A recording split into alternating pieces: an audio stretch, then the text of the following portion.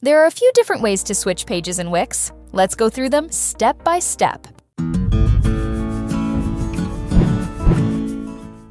Method 1.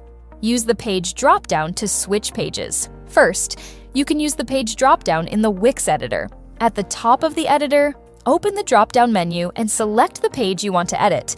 This is the quickest way to jump directly between pages. If you prefer to see all your pages at once, there's another option. Method 2. Switch pages from the Pages panel. You can also switch pages through the Pages panel.